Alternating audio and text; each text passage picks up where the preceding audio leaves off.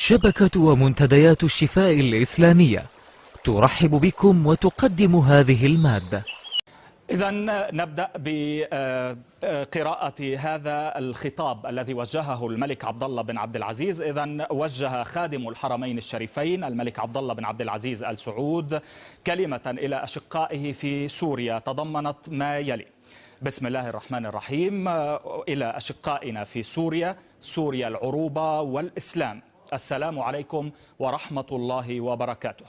إن تداعيات الأحداث التي تمر بها الشقيقة سوريا والتي نتج عنها تساقط أعداد كبيرة من الشهداء الذين أريقت دماؤهم وأعداد أخرى من الجرحى والمصابين، ويعلم الجميع أن كل عاقل عربي ومسلم أو غيرهم يدرك أن ذلك ليس من الدين ولا من القيم والأخلاق.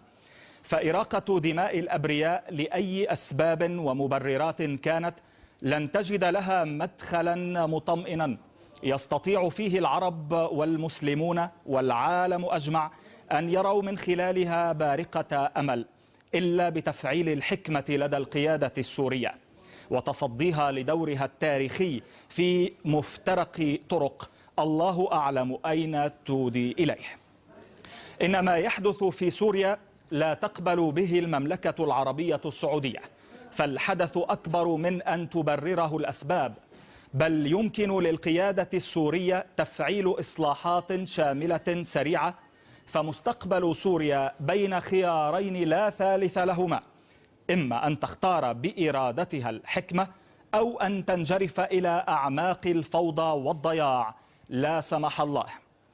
وتعلم سوريا الشقيقة شعبا وحكومة مواقف المملكة العربية السعودية معها في الماضي، واليوم تقف المملكة العربية السعودية تجاه مسؤوليتها التاريخية نحو أشقائها، مطالبة بإيقاف آلة القتل وإراقة الدماء وتحكيم العقل قبل فوات الأوان، وطرح وتفعيل إصلاحات لا تغفلها الوعود أو لا تغلفها الوعود بل يحققها الواقع، ليستشعرها إخوتنا المواطنون في سوريا في حياتهم كرامة وعزة وكبرياء.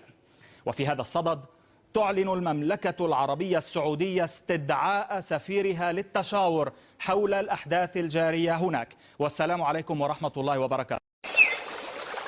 لمشاهدة المزيد من المشاهد نسعد بزيارتكم لنا في يوتيوب الشفاء www.ashfa.com. تمتع معنا بنظرة نقية بعيدا عن المحاذير الشرعية.